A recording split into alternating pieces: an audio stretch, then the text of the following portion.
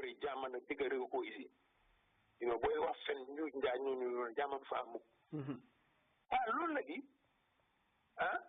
The toilet paper constitution.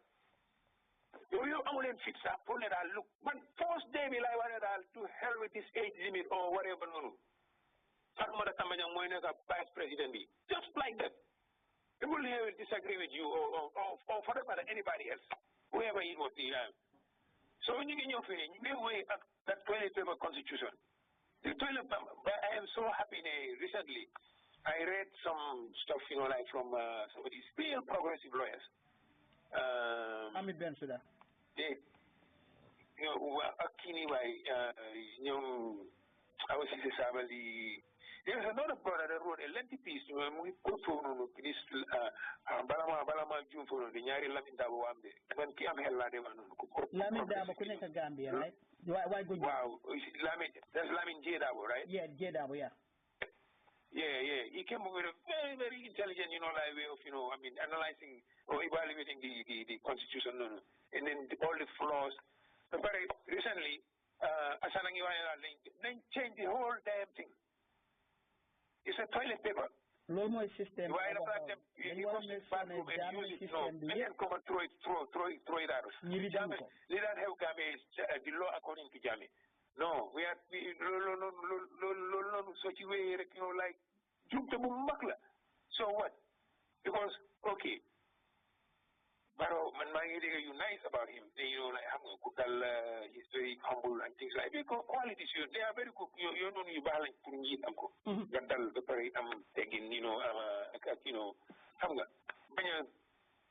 he's a sort of nigga. You know, what the hell is going on, man? Talk to people.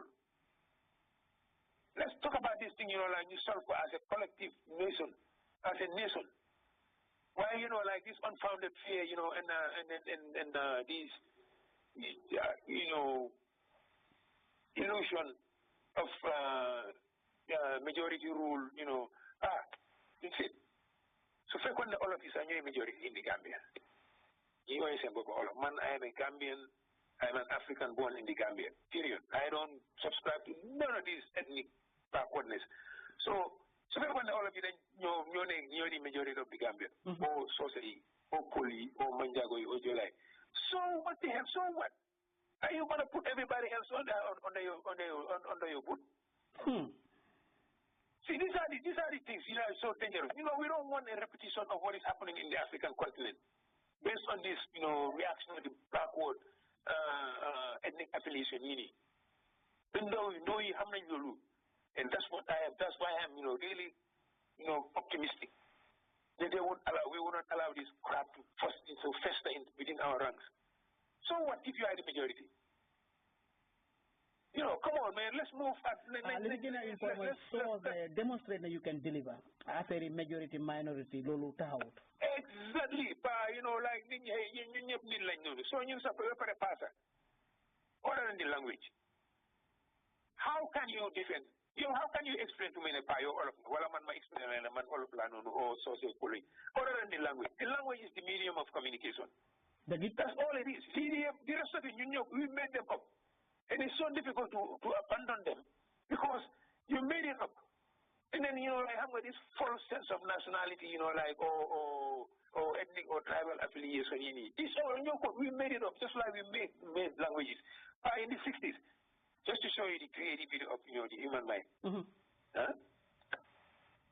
Don't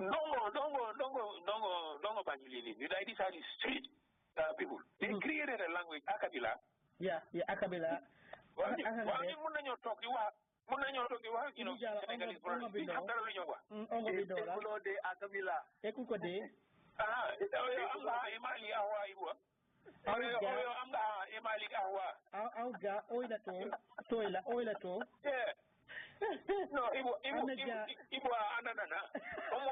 ananana.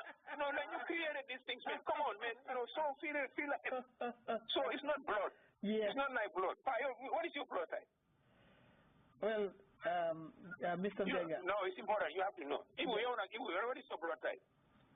For now, you know, O positive. Oh, positive. Man, I be positive. So it's not like blood. Blood nga xam ne suma ñun dañ bokk a boo xam ne suma waay koo laal Gambie doonu laal laal ñu bari soo nañu baalal ak affaire tribal ethnique li fi nii amul fa place. non Gambie ñu ñëpp dañ dee intermarry and Gambie ñun ñu bokk. So Mr. Benga, I mean appreciate naa li nga ñëw I wish ne ñu amoon time waaye dinañ amaat beneen programme maa yoo ñu am exclusive interview xam nga leeral show bi rek dañ dee bari topics yi bari ñoo bëgg a exhaust si programme bi waaye really appreciate li nga ñëw tey nga leeral nii waaye yoon du MC benn su neexee yàlla nañ gën a am more dialogue fii si radio bi. jërëjëf pa like leeral loolu laa bëggoon rek pour leeral lii nii waaye nag tuuma li ñëw def nii man li ma ne xam nga nobody needs my permission to criticize me except two people. Fore Jawla ak Ifambondi Jetawuling. They are ghosts and robots, so Unko Ali Fambondi, come on. Ali Fambondi, tell us who you are, I'm kidding, man, because let's not lose our sense of humor. Anybody can criticize me, but so he criticize on things these are factual. And these are not things that are not going to just destroy our national, our national image or our national interest. This BS about Solo, it's so. I am offended. I am very offended. But Jimawani more. Mota Tontu Mole Nomsa. Man Wajuri at Moki guy, Nomla Amal affair in Nekani. For one general, Nini. Ninyo fini tumali isi yifi rambaji ini taskati rew ini amuñ dara pour ofañu ya dan pa ghostwriter la dañ ko dee bina xam naa ko borom xam na ma xam naa ko waaye moom du ko dee bina dañ ko dee bina ghostwriter la the guy is a virtual illustrator.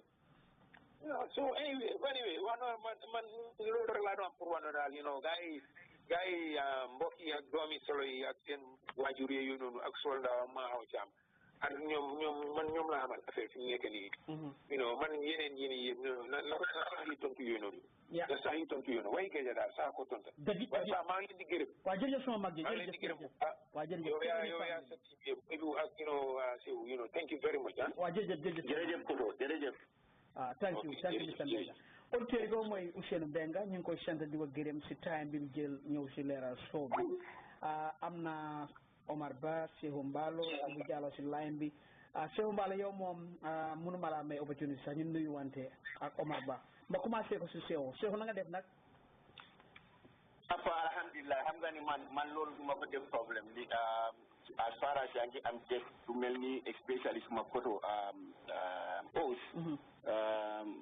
su fekkoon ne startoon naa wax saa su os ñëwee soo ma waxee ne Seew duñ may koto os mu daaneel ba pare nga ñëw yow xam nga ne loolu du ma ci am problème so it's good you are doing a very good job ba pare balaa ma start man nuyu Ibu Jallow Mr. Ibu Jallow and Mr. Umar Ba and yourself si time boo xam ne jël ngeen ko si weer koor bii nii ba pare ñu ñëw discuss about the burning issue yoo xam ne ñoo nekk si réew mi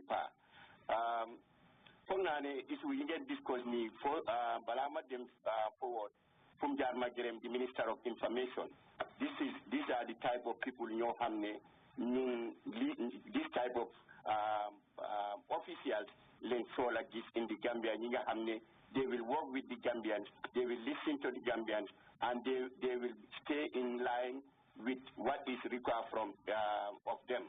Moy demba ñew na tay won nañu a good leadership of government leadership.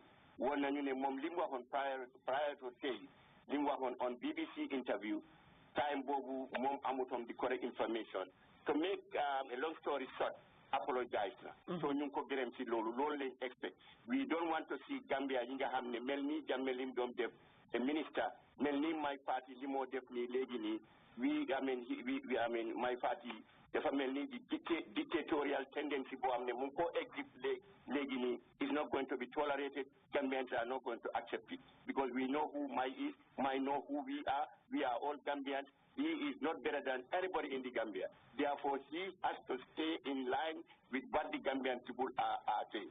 Dumuna dem the dictate ni the use the security forces. Jammeh defon nako. Anamute defa daw mungi outside. Kenen defon nako. Samuel Do defon nako. Anamu.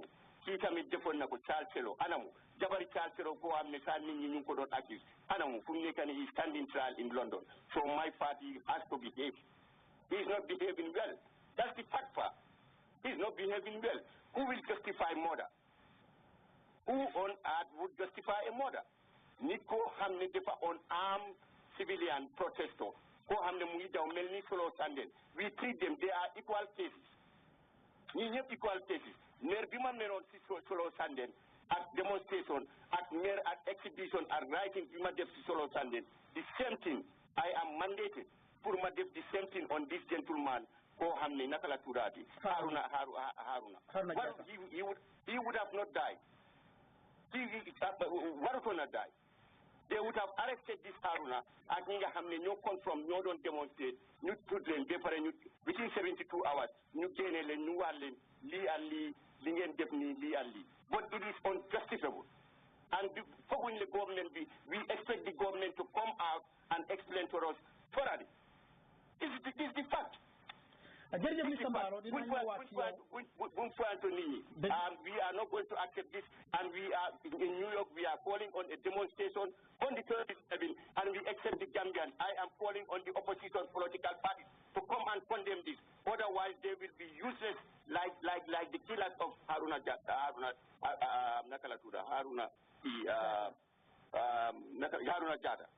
So Pama Emagum. Jërëjëf Mr. Mballo balaa ma jàll si Omar Ba rek panel bi maa ngi la ñaan rek ku nekk rek nga def sa intervention so that ku nekk rek mun a am opportunity mun a wax sa xalaat si li ñëw discours yi Omar Ba naka def nag. maa ngi nuyu rek panel bi maa ngi laa nuyu yow paneliste yi yëpp jërë ngeen jëf. jërëjëf Mr. Ba la sant la gërëm sa loxo jàppoon na yaa ngi yoon si beneen fonction. Show bi is still in progress yu bari discuss nañ ko fi Mr. Ba balaa maa jàll si Ibu Jallow ñëw si Cheikh Mballo bëgg naa am yow sa réaction la xew si weekend bi am soo ne Mai Fatty li mu wax dégg nga ko Diye Jawo li mu wax dégg nga ko am na soo na Diye suma interview moom déglu nga ko bi ñu commencé show bi based on your story si nga jot dafa bëgg rek nga joxe critical analysis ndax nguur gi nekk na nguur goo xam ne dafa credible dafa dangerous trop pour ministre yi di contradict each other Barrow being the president he is missing in action Omar Ba dugal si waxtaan bi. jërë ngeen jëf maa ngi leen a gërëm di leen sant suma xol dafa tànga parce que dama ñëw ak mer tey mer bi mooy nguur gu ees buñ xeexal ñun yëpp nguur bi nga xam ne nit ñi am na ñu si dee am na ñu si réer am na ñu si toocoo dëkk bi yàqu for 22 years ñun ñëpp ñu xeex ko tey nguur googu ñoo tuur deret si biir réew Gambia I repeat again nguur goo xam ne ñun ñoo ko fa xeexal ba tëg ko fa ngir Yahya Jammeh rey ak tooco ak sàcca bu mu nekkee woon nguur googu ñoo ñëw tey tuur deret si doomi si réewi Gambia loolu mooy the epitome the final analysis final level of guys seen mbon seen journey towards dictatorship so man dinaa wax man tamit dictatorship am na Gambia tey am na foog naa ñu ne Ibu Jallow wax na ko fa earlier on I will repeat dictatorship moo nekk Gambia waaye nag gars yi they are very unlucky because Yahya Jammeh lu mu nekkee woon di daaxaani ñi si dëkk bi ñii duñ mun a exal kenn doole buñ amoon duñ ko mun a ti am ba pare nit ñi dinañ protest si mbedd bi am nañu right bi protest ku ko nangu sa affaire nit ñi dinañ protest and there will be more protest in the streets loolu dina am. Personally, I stand with the people of Kanilai. I stand with the ñoo xam ne ñoo doon protest and secondly koo xam ne deena I condemn the killing to the utmost level. I condemn it. Balaa maa wax ne sax joxe naa naka la ñoo condolence to the family. I'll start by condemning it before giving condolence. I'm saying this as a prelude because I have a message to the diaspora.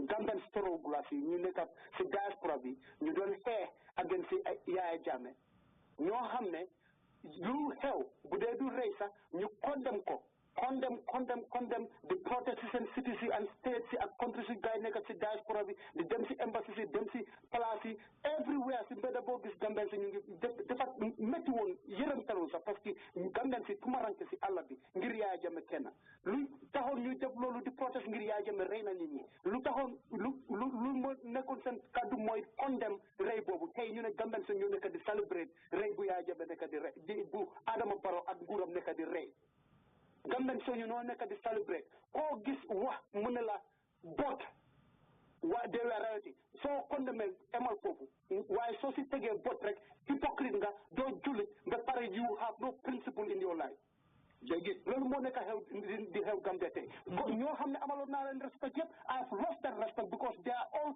complicit to murder and complicit to dictatorship in our country today because doon gis rey ñu rey nit nga taxaw nga ne waaw waaye riot lañ doon def bot di si teg bot wala nga ne okay I extend condolence condemnuloo ko what is the use of that condolence it is murder it is killing and it is an act of dictatorship comme Yahya Jammeh lu mu doon def soo waxee rioting is bad yet you condemn Yahya Jammeh for killing people on April 10 and 11 2000 then you are a hypocrite and you have no principle if you say rioting is bad and then these people the killing of Aruna Jatta is justified but you condemn the killing of Solo Sunday and you condemn the arrest and torture of Ousainou Darboe and others then you are a hypocrite and you have no time Yahya Jammeh bi ñu ko doon def léegi ñeme nañ di protest yow nga taxaw di leen joxoñ di wax ne yow ci amuñ permit loolu moo nekk a violation of the law ki moo ñàkk a jom parce que loolu lañ jàppe woon Lawyer Darboe ñun yëpp ñu yuuxu di ko condemn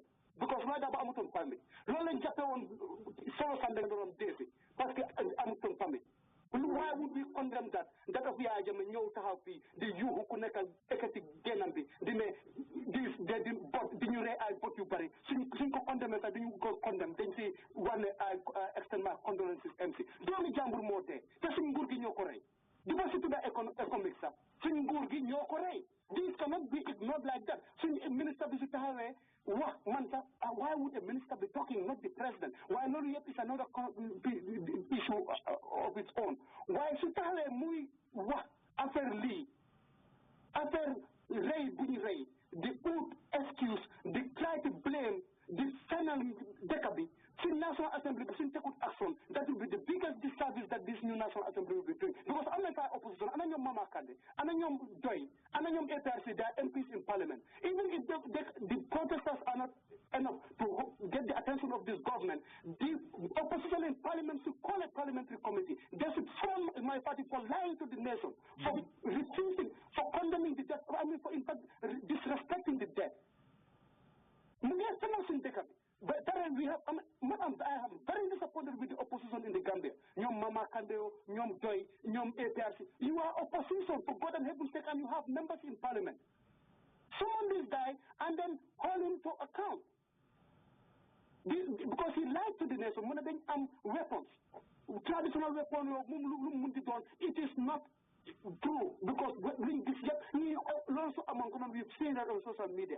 Video and picture with this these are peaceful protest. In fact, I don't call it a riot. I don't call it a riot because look how far out of my riot. Why rain for Ken? Japa Degumana Japan Farago. The reality is no Japa Ken for protesting. This is democracy. Democracy moy nit nga taxaw nga ñeme wax loo bëgg a wax te kenn di dara doo ragal doo xool sa gannaaw mbaga démocratie mooy nga toog si sa biir réew doo xalaat pour tumaranke ji si beneen réew di exil wala réfugié nga toog sa biir dëkka nga ñeme protest di ñaxtu si mbedda bi wala nga dem si code bi nga te fekk dara du la dal loolu mooy démocratie waaye toog di tiire nit ñi bal di teg nit ñi ay di taxaw si télé bi di joxoñ suñu waa dëkk bi ak ñàkk a teggin bu may parti nekkee ñu toog foofu ñu koy utal excuse suñ in this new Gambia that should be unacceptable so diaspora bi maa ngi leen amal message sakatuma suñ forma struggle la si bi struggle la si the hypocrisy is deafening dafa rusul trop parce que li ngeen doon condemn demba luñ doon xeexee Yahya Jammeh ba pare in fact ñun luñ doon def ñun daa struggle bi luñ doon def kañ laay defuñ lu ko jege sax lu Lawyer Darboe ñoom Solo Sunday ak April 10 luñ def loolu la kañ laay def in fact april tensa riot bi mo gëna serious bu kadala def kadala ben lakka lañ lakka moy ay mata ci digg yoon bi loolu rek la daay def ben ko nekul pa ben alal yaxuñ ko fa why loolu lañ def why ñu ngi utal excuse and justification for the killing is okay. Why it was not okay for Yahya Jammeh to kill other people. This is hypocrisy to the highest order. Gambians should be very careful because limode is genocide, limode is tribal conflict, limode is problems in deka bo xamne ben ega place bo xamne feka control feka security, national security amatu. Firstly, because of the behavior of the people who are supporting this government. I mean, it's a very incompetent government, why their supporters also, especially those in the diaspora, are not helping the situation because they don't stand for anything in this in their lives. Diaspora, they don't stand for anything, especially the former strugglers. Manuel, quickly, I was not there when so Bunko Kole. DA is like a father to all of us. It's like an uncle to all of us. Especially why I was very disappointed. And Jamba Buma Deglo BBC interview on me. I cannot criticize my father and ignore DA Jao because that will be hypocritical for me. And I have a statement from DA Jao. Quickly. I didn't apologize for saying a wrong statement. For me, in a democratic and a new Gambia, if DA Jao does not resign, the National Assembly should force him to resign because he made a false statement to the country. If you are not sure, don't say anything. This is a matter of life and death. He said a small scrap, and then it was rubber bullets. DA Jao, I'm asking you, resign. Omar, he's not going to resign. He's not going to resign. Well, I will repeat it again. I'm asking him to resign, and I think anybody protesting should ask DA Jao to resign because he gave a false statement to our nation, to the world. And then this is a matter of life and death. It is your responsibility as the minister to tell a fair and accurate statement to the country. If you are not sure, be quiet. That is what Sri Bojan did when Solo Sunday was killed. He gave a false statement to the country. The entire diaspora were shouting here, Sri Bojan Solone. And now all of you are shut up. You're going to take. The second DA Jao, repeating the same example that the Sri Bojan did. And you know the hypocrisy of this country, man, I refuse to accept that these people will ever have the audacity that Jammeh had, with the incompetent presidency, why the reality is, Ben Musa Ega Jammeh Egor. Then you a few days, a few events here and there, Guy Nyaka Sengurgi. Because this is an illegal behavior, and it is becoming, they are losing their legitimacy if they continue this kind of behavior. One death, one Gambian new record, Deretan Turu, is enough. There is no many deaths. One death is enough. Everybody should show their outrage, Nanyu Balansi, condolence, Nanyu Balansi, but let them condemn it in the strongest terms. You are a hypocrite, and that is what is happening currently. That is just what I wanted to emphasize before you continue. Omar Ba, before Majala si yen and Gessi, Bugana rek nga duga si affaire Senegal because struggle be content na troubling then call out on Demba Jaw suma bopp man suma analysis bi ma start call na ko out mo may fati yep man munuma cherry pick awma that kind of thing in my blood chemistry awma ko fa suma gisee digale mako wa am stress okay so legi Senegal baro government bi Senegal la ñoo mbubo di tooñ Gambian si di rey Gambian si di dóor Gambian si ba pare so follow western history wala international history the people ñoo xam ne ñoo dëkk in Fonyi tey mun naa ñoo equate wala compare a Jews yoo xam ne during Hitler's era ñu ngi leen quarantine def leen si concentration camps. The presence of the economic forces in Fonyi is very uncalled for.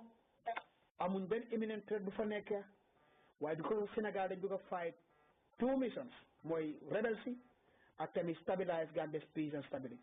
Omar Ba yow fu nga ne fair na Senegalese troop member muy rey doomi Gambian si di seetaan lii di def ñu ne it is normal ñu ne celebrate on Facebook dañ leen mooy forget about Yahya Jammeh. This is not about Yahya Jammeh. This is not about APRC. waaye ñi ngi jël lii di wax ne waaye ñi den leen mooy in fact ñi they were rioters dañ doon riot which is a lie ñii di were protesters peaceful protesters am some hypocrisy yoo xam ne ñi ngi si former struggle bi ñi ngi ñëw di make up excuses for the government to a point ne ñi ngi defame the dead ñi ngi insult the dead ñi ngi blackmail the dead dugal si côté Sénégal ndax yow foog nga ne Sénégalese force yi si def lii waruñ la ñëw caaj.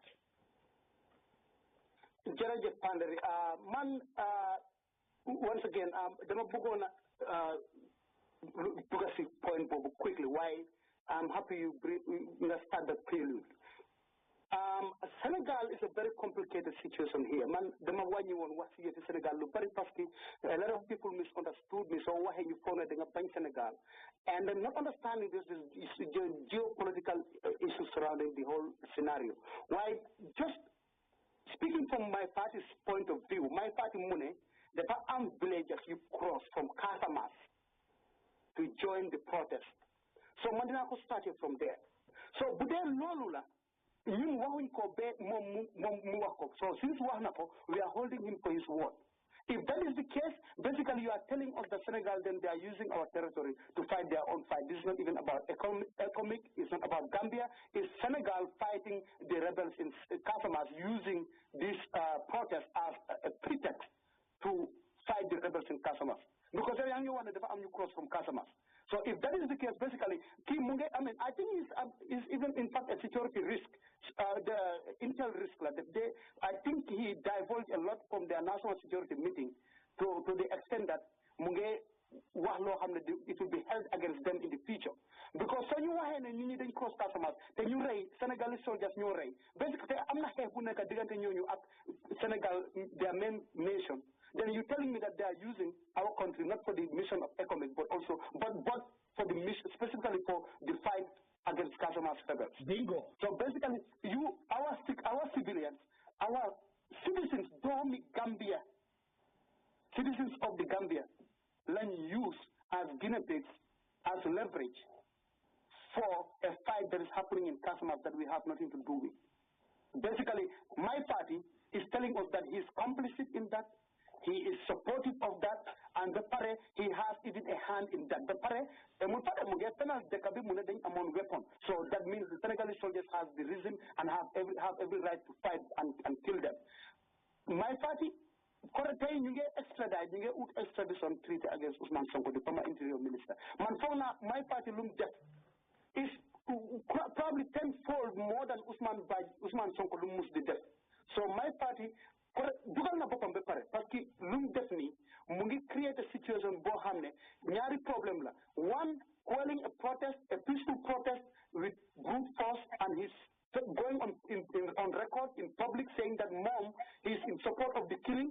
And two, he is impliedly telling us that the Senegalese fight using our soil, using our civilians as dead collateral damage against their fight in Casamas is okay. This is not an economic situation. Among police duties in the Gambia, police duties.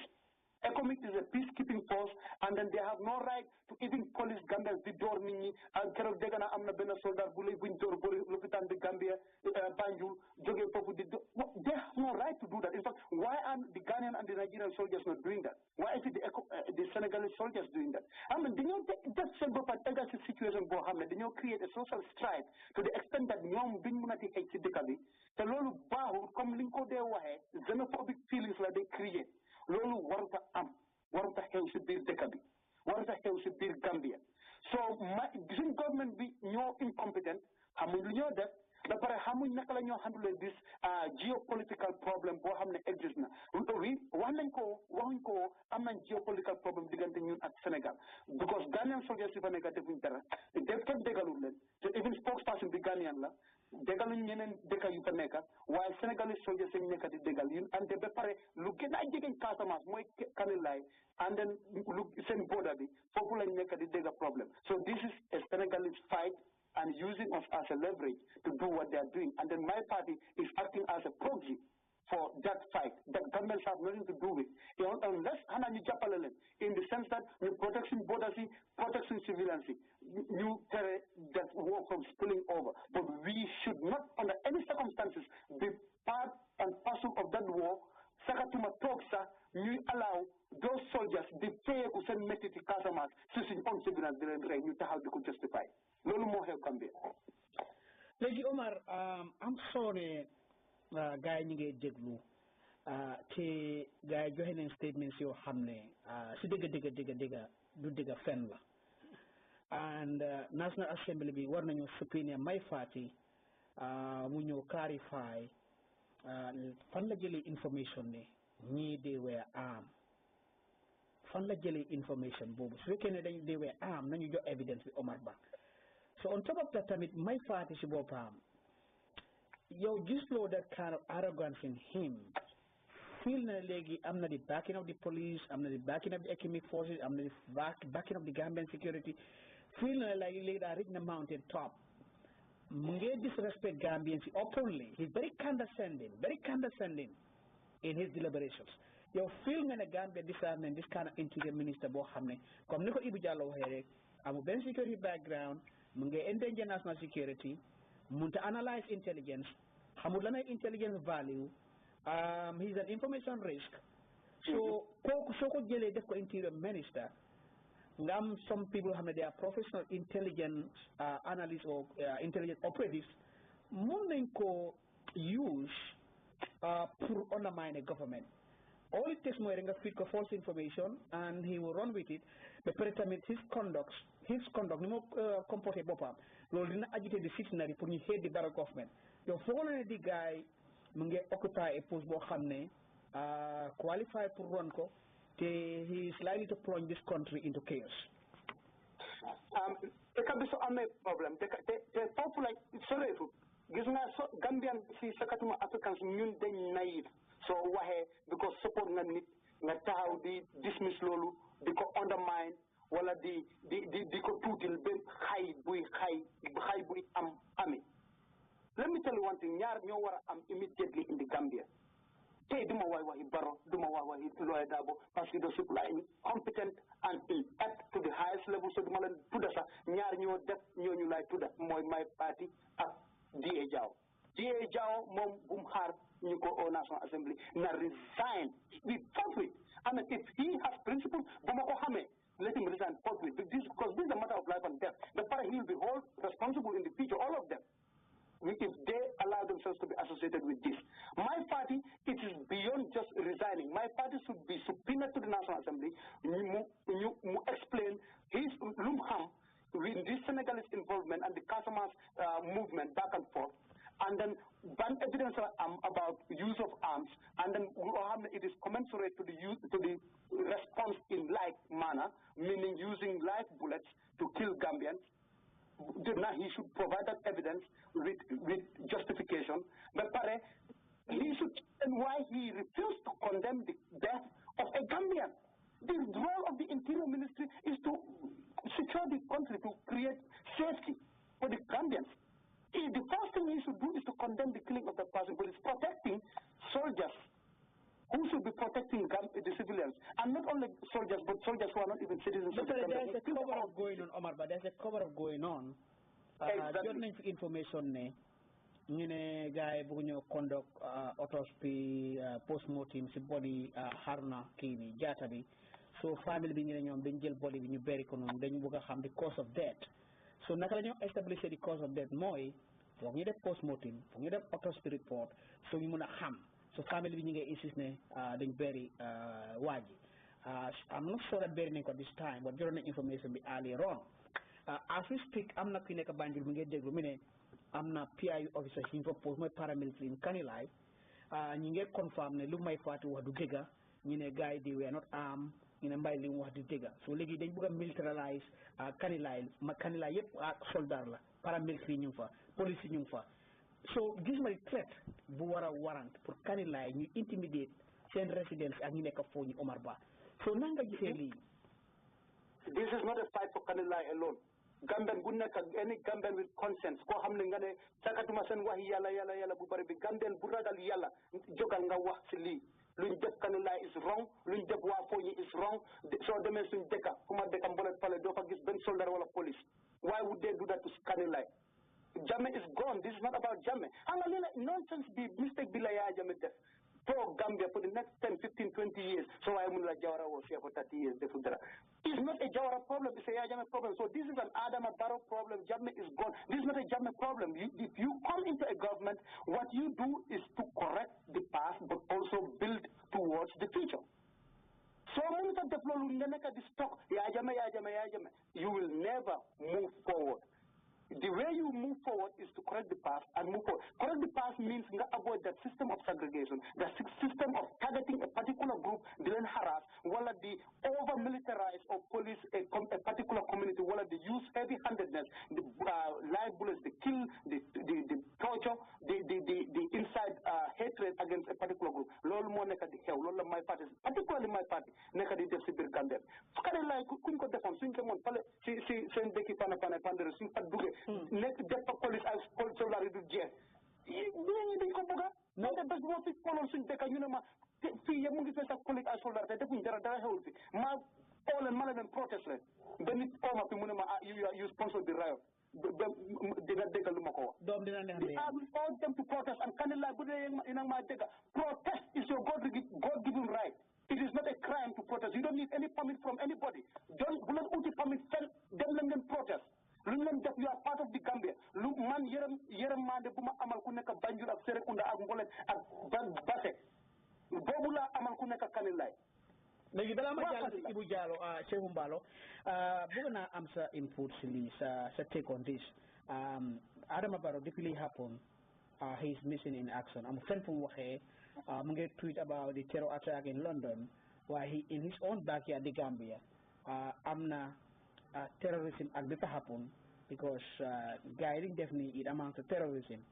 Arms are not meant to be misused or to be abused on ngay shoot at an unarmed civilian. That's not right. So léegi Omar Ba na nga gisee Adama Barrow moom lim noppi nii nekkul di sound presidential na nga gisee Adama Barrow conduct am man de dama jaaxal parce que ministre su waree cut short his trip loolu in fact ñoom dañ foog ne dafa rafetal dafa represent Adama Barrow waaye loolu dafa tuutil Adama Barrow bu doon cut short trip moo doon am moom moo waroon a cut short his trip ñëw address the nation and then lu mu waroon a def mooy condemn the death, offer, promise an investigation into the killing and then hold the people who did it responsible.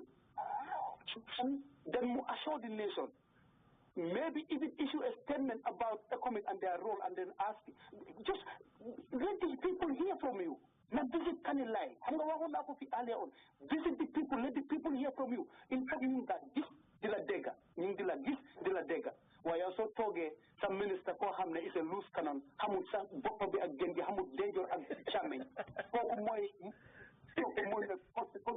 shot last trip.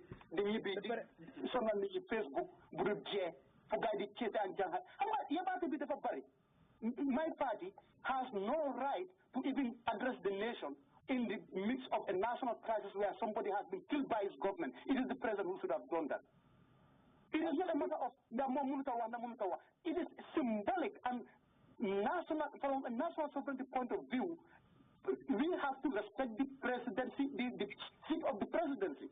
Presidency is not dole bi fetel bi nga def wala leneen accord dole bi ko jox la dole bi du rëy bi wala jàppa bi mooy am na loo xam ne bii mooy place am na beneen place yi toog may passé du fa jege président bi moo war a def lii du Lawyer Darboe du keneen du may parti waaye may parti also tripam ñëw président bi mu ngi fale what kind of security you talking about? The meeting is about security in Liberia anyway.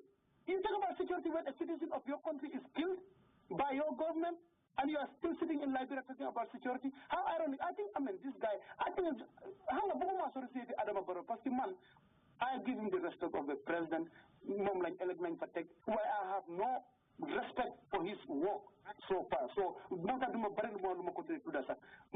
biggest problem currently, the fact that government ay nguur yi ndaw ñëw si nekk ay mu ngi mel ni ay lambi golo ku nekk di def bosam ku nekk competition is like a comedy of errors. Basically Ken Hamud Bokobe again. My party is doing his own thing. Ladabo is doing his own thing. Famara Tamaja Mugeta for the corruption, her own thing. Adama Paramom Yegusa Hamud Sabom. So my party we made a big blunder about how the Lord exactly like Jamil why. Fatal Namaya Jametro Demba. Big Dal Domi Adama is very complex. Domi Adama Modo war. My party talk the John Nini Gambiansi talk with some Tatam Besategu to talk with the renew. The John Nini Konku Janus is a table. The fight chattel. No, wow. The chattel, wow. That kind of disrespect in bias, in yais, in mommy. The second hand, you know, we talk with Satan. My party develop come Yahya Jammeh don't have me. The talk that takes the defense, while the I cover up. How is this different from the killing of Solo Sunday? Wala ki Adama ki nakala to that ki I said the Fendum Fenonsi April 10 be about the killing of the kids. How is it different? No reference na ko sisuma talking point memo bi. So yeb reference na ko ba. The line call to be Yahya Jammeh on def lola guy invoke lola ñoo solidify lola guy def right now. Well, legally, 90 our National Assembly. Well, I think currently, the biggest task would be to put pressure on the opposition, especially those that have seats in Parliament, to do something. If I were people at Doi and APRC and Mama Kande Monday elect, then you Doi is embedded in Serekunda, Westfield, Kuneka Ekati Ko and Banners. They should not be condoned in the New Gambia. Absolutely. If they don't do that, we should all be holding Sami Mahoney GDC ngi wara press conference based on the Sami Mahoney wax because mom nek na GDC dafa nekkon GDC mu baye mu delo wat waye mine GDC nañ am press conference mine nañ leen jox chance am so any rational person li xew kanila war nga ko condemn te li ram sa ñak bala jëm li mëno mo create disaster in Gambia waruñ ko ignore c'est Ibujala yow am na special security question pour yow am na ki déglu security officer la mu la nuyu dina la forward question mi dina ko put a course so mbalo yow nan nga gisee li Omar Ba wax ni foog la ne may fati war naa bàyyi xelam because dafa teel trop mu yeroo sagoom mun ngaa wax fekk sa nekk lu di joxoñ sa baaraam bi mun ngaa wax fekk nekk lu sa di ekkati sa baat be yourself nga respect the audience ba pare Gambian si ñu am xel leen soo wanee yaru rek ni nga déglu waaye di force sa boppa foog ma ne loolu dina dumbale situation Sehu Mballo balaa ma jàll si voice at Ibu Jallow quickly is Sehu Mballo Papa jërëjëf dégg naa lu Umar waa man suma boppa prior bara ma ñëw ci programme bi maa ngi bëggoon a dal on Demba Ali Jaw because bi ma déggee interview bi mu ngi wane di Robert Bullet si suma mind bi fi mu dem mooy Ansarou Ndiaye Seydi li mu waxoon ne si time student yi mu dem mu defend loo xam ne is defendless muy ñëw di wane xale ñoo njëkk a attaque ñu ngi amee woon lii fekk loolu amul dig so bi ma déggee loolu la pare woon pour Demba waaye nag as far as apologize na anybody loolu moom is acceptable anywhere su fekkee ne sax nguur bi even my party tey su fekkee ne def na dara loo xam ne dafa offend the whole nation su ñëwee ne mu ne baalale ma I apologize suma previous statement bi time boobu amuma woon correct information bi léegi am naa ko I am on the wrong side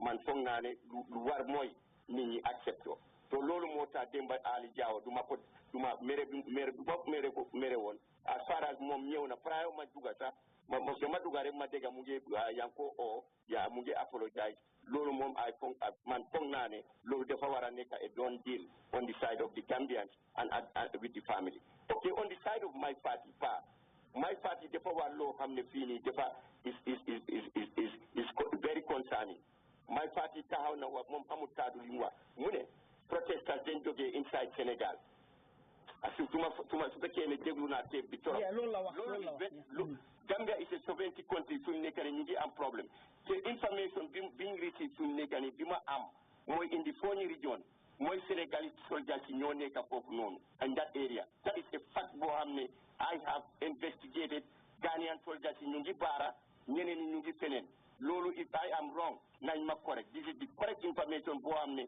incident bi mu xewee I have been on a fish out information to find out because I don't want to offend anybody or come here and tell a lie Senegal si ñoo ëpp in the phone ñoom ñoo shoot. This shooting is carried by the Senegalese soldiers. No shoot this guy. Nobody can. We have the evidence. My party in the future, and this will come out. We are Gambians. We are very connected. I know I'm information. You know I'm information. Every party I'm information. Every Gambian, we are connected. My party Waruta Devlolu is total disrespect to the Gambian people. Is total disrespect to the Foni people. Is total disrespect to the Kanila people. Yahya Jammeh is gone. He is no longer there.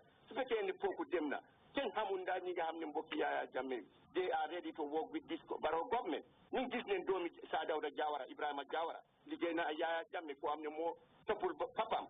that can happen, what would the people of Kanilai, people of Foni, cooperating with this government if things are done in the right way, in a disciplined way, in a respectful manner? My party is trying to anger the people of Foni, is trying to anger the people of Kanilai, and I don't know whom he is dealing with. That is not going to yield good for this Barrow government. It is going to bring problem. The problem is to open the fast test laws everybody, every Gambia. Kenyon bugun lulu mota nyunwa. To fekeni hamna ne munuta tare. The Minister of Interior position, Lingwara def when you remove Kokogu, you go in another section, either local government or Fenen, you independent for Hamne, you not Jambalante at the people of Foni, you know, and Jambalante at Gambianti. Peace and security and reconciliation newer in the Gambia part. My party is not correct. Mr. Mbalo, voice quickly, Balama Jalas Ibujalo. Ramabwerek, need us in presentations in Mugata so that we can cover a wide range of issues. Voice, your language take, your time feeling. Good evening or good afternoon, anyway.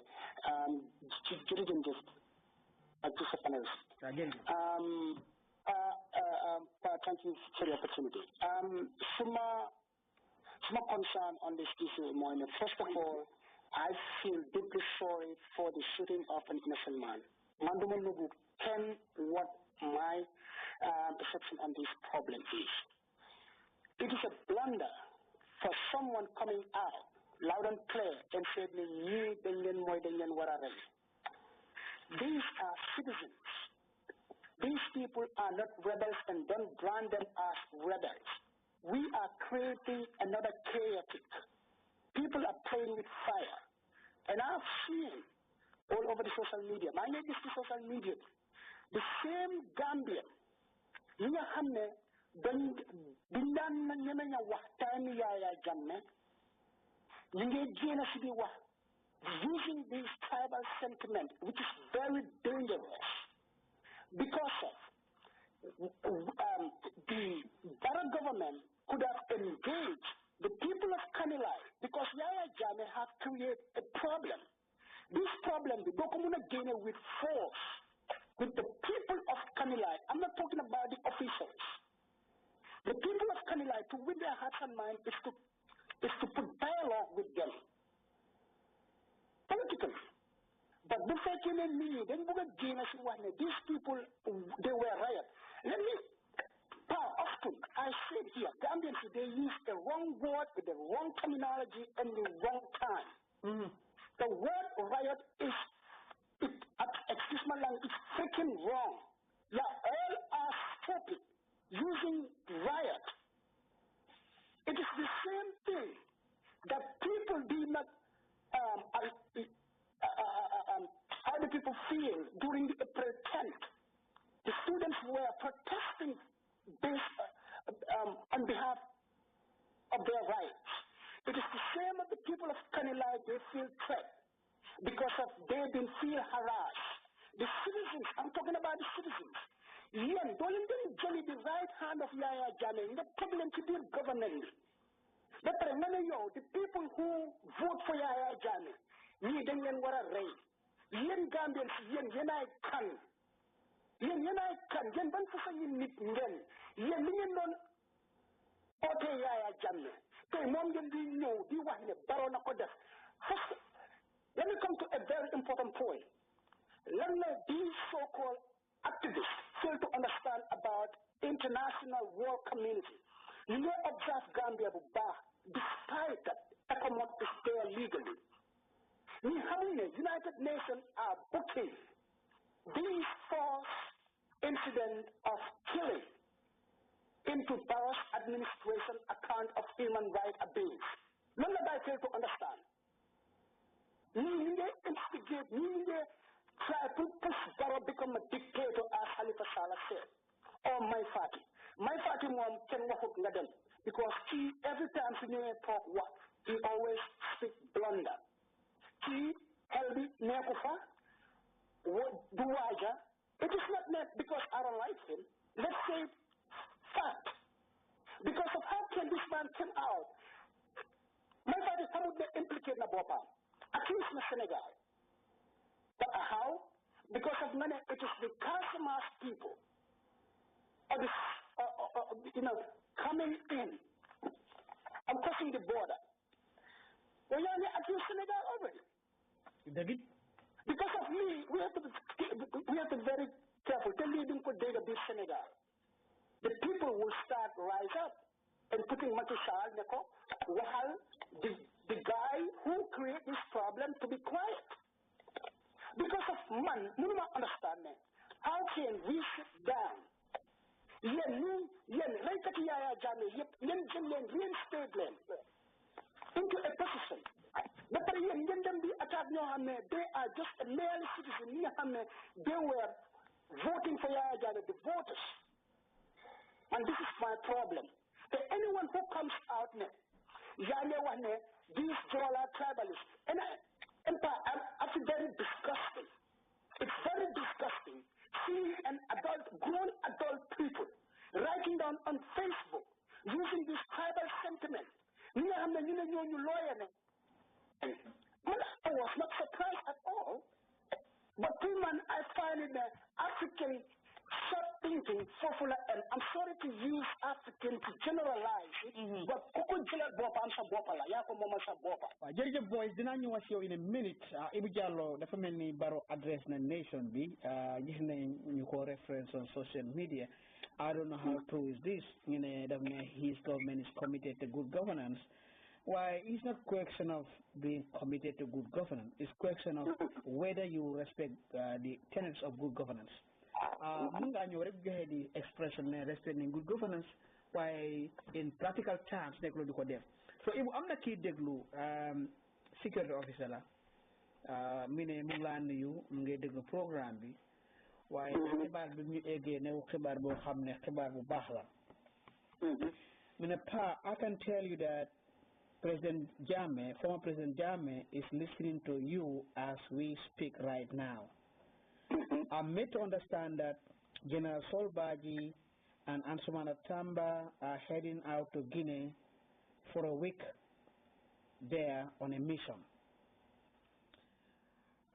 You mentioned Sajo Jaju. Sajo Jaju used to work with outriders at the State House. At the time of the coup, he was a corporal. It was former President Jammeh who promoted Sajo Jaju to the rank of Lieutenant Colonel. Adama Barrow doesn't have any idea as to the people surrounding him. He's in trouble, and I'm not going to comment further, but I can tell you that he doesn't know what he's doing. So, mine arki Yahya Jammeh mu ngi déglu ci jamono jile be pare tamit mine ku melni Solbaji ak Ansumana Tamba ñu ngi dem Guinée on a mission. So yow lan nga suspect ne mission bobu loolu mission bobu yëf pour lan la? Like I said, xam nga Guinée-Bissau foofu was Yahya Jammeh's backyard. Yahya Jammeh amoon a lot of sway in Guinea-Bissau. Friends personally, they have maybe even business relationship at Guinea-Bissau. I'm a lot of influence in that country. A lot of influence. Do not underestimate. Hamga sub-region is very volatile.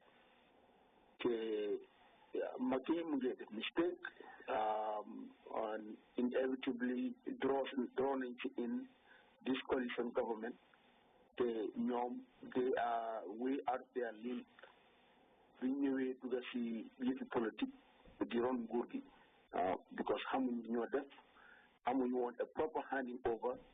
Yahya waroon na educate the new government a lot about si lu bëri loo xam ne secret nguur gi la woon te loolu dafa normal si any transition government loolu soo amul rek dafa create a lot of instability and tey li ñoo yónni ñoom soldat yi dem Guinea Bissau it could mean a lot of things waaye nag like I said Gambia ñoom am nañ an intelligence service they should be in a better position pour mun a analyse loolu ou mun a càmbar loolu daal seet lan la ñu di dem foofu noonu but then again ñooñu they are citizens they are free Gambians am nañ right pour dem fu leen ne Yahya Jammeh sax am na right pour ñëwaat back Gambia kenn mënu ko fas li international bodies yëpp recognize nañ his right pour mu ñëwaat back into the Gambia te recognize nañ his right under the Gambian constitution ne kenn waru koo harass kenn waru koo intimidate te kenn waru ko seize his legally earned properties. Lii is international bodies ñoo ko bidda AU, UN and ECOWAS. The Gambia is a member of all these international bodies. They made a declaration boo xam ne Gambia government challenging ko nowhere te bi ñoo def that agreement Barrow was absent from duty nekkutoon in Gambia the person ki doon represent seen government mooy Halifa Sallah moom moo ko négocier so like I said Badji ñooñu am nañ right pour dem foofu waaye man si li ma dégg naa lu bëri daal dégg yeneen yi sax mënu ma koo repeat because am na soldat yu bëri yoo xam ne pare nañ to fight this government weapons yu bëri ñu ngi si loxo ñoo xam ne sol uniform in Gambia te ñu amee weapons yi nekk si loxo people ñu nekk si petit moo ëpp ñi nga xam ne ñooy sol uniform so this is not I'm telling you that's a major security threat Ibo it is a major security threat and ñii ñu ngi play with fire foog nañ ne économique mun naa prevent an uprising foofu and armed insurrection economic mënuñ koo provide mënuñ koo economic mënut a sustain a thoroughgoing insurgency right now in Gambia they cannot suppress it it's impossible tey buñ ko yoon tey Adama Barrow sax dara la si economic mënu they muñ ci naada it is out of their mandate then law joxuñ leen any law pour ñu def military operation inside Gambia waaw léegi lan mooy responsibility army bi su fekkee ne government bu toog nekkuñ di mun a kéeta security needs si Gambian si mënuñoo kéeta economic needs si Gambian si dëkk bi mu ngi nekk a nation of lawlessness ñu ngi gang attack ñu ngi mob justice nit yi si mbedda mi robbery si ñu ngi bëri corruption baa ngi bëri ñan ñoo am di moral responsibility pour restore sanity under the circumstances coup d'état kenn du ko advocate why it is not the job of economic pour ñu fix Gambia's domestic issues that's not their job ñoom dañu ñëw rek pour enhance transition bi security am fa waaye su fekkee ne population ñoo génnoon te ne Adama Bargara go mënu see def dara so lan mooy di danger su fekkee ne government bi mënuñoo resonate with the populace ñu ngi lose credibility ñu ngi lose legitimacy fu mu nekk Adama Barrow rating sami it sucks su dee mu ngi boori 10 te mun naa wane mu ngi 0 so lan mooy di danger well the danger is the internal security loolu policy ñoom ñooy di force people ñi war a maintain law and order ñoo war a maintain physical security of all Gambians loolu is their responsibility wante army bi ñoom constitution bi li leen mandate to do mooy only to maintain and defend the sovereignty of the Gambia and the territorial integrity of the Gambia. Lulu is the responsibility of the Gambian National Army, according to the Constitution.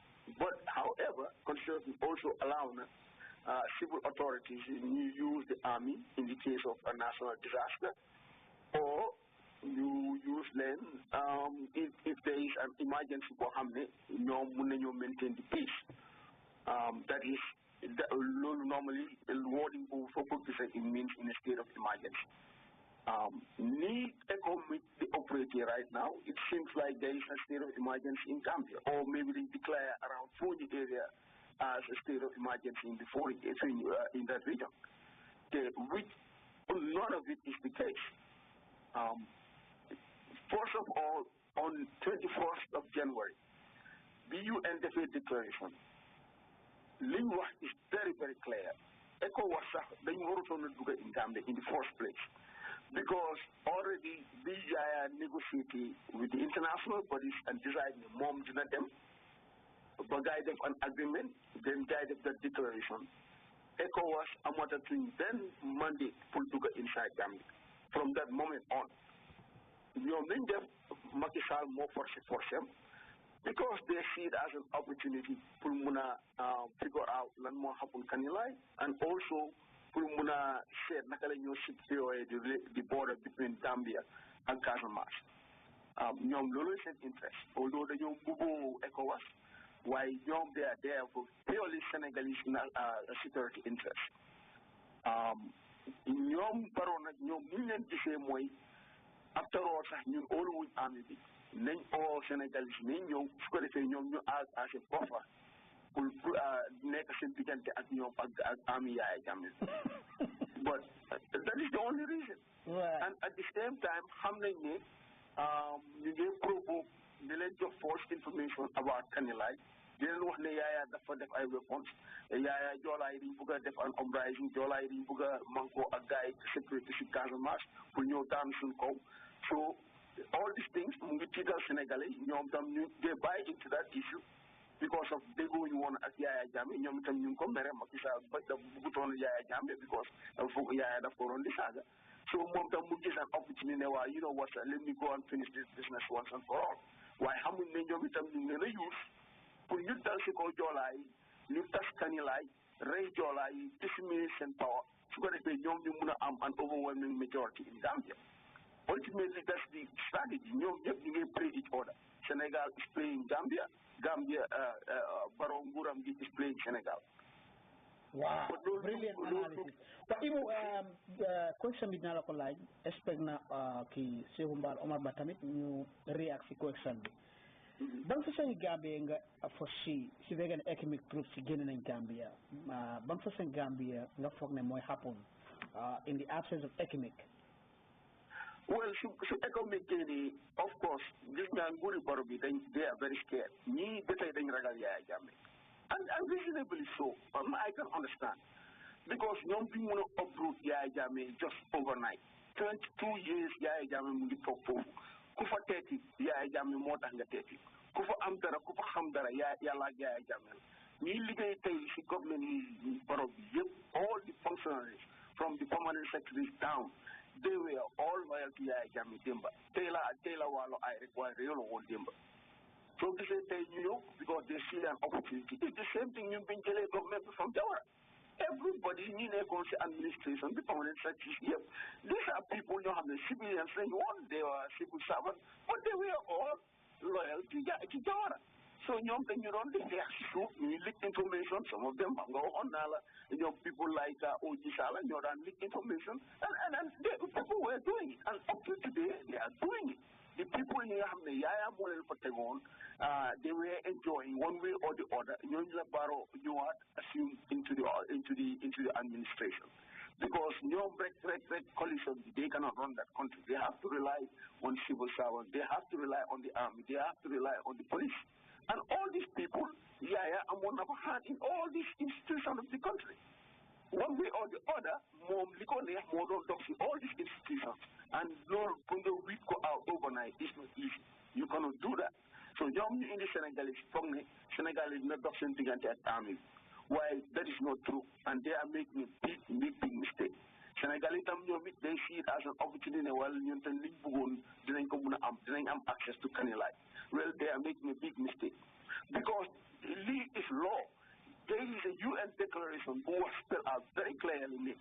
Yahya Jammeh, his properties, and the people supporting APRC can intimidate, can harass, can seize their legally earned properties. Up till today, can seize their property Yahya Jammeh. the Attorney General dina na mu ne dafa freeze mu ne dafa freeze there is a big difference freezing and seizing mu ne dafa freeze assets you freeze seeding guy dina na mu ne this Attorney General is clueless. Some of them they are ghost accounts, some of them they didn't do their homework. They are bullshitting what this Attorney General is doing. So leave Gambians, jubilate over the internet. The one where Yahya Jammeh said something. It was a joke. It's a ruse. You see, these people, they are making blunders upon blunders. The man limited this security issue. If they play with this thing and you pay just the security of the Gambia under very irresponsible, ignorant people like my party, I'm telling you, Pandit, if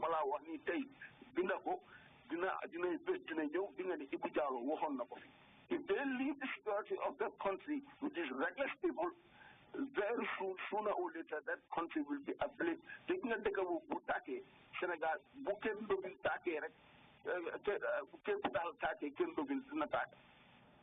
Gambia attaque Senegal dina attaque te kenn du xam fan la daay bi di am. It will consume the whole sub-region.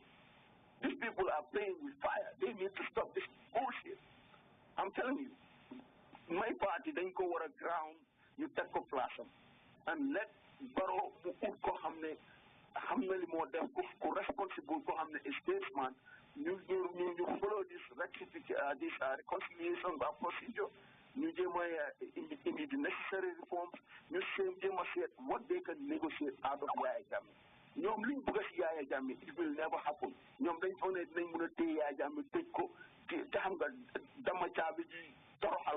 will never happen. And if they try, they will set that country into flames.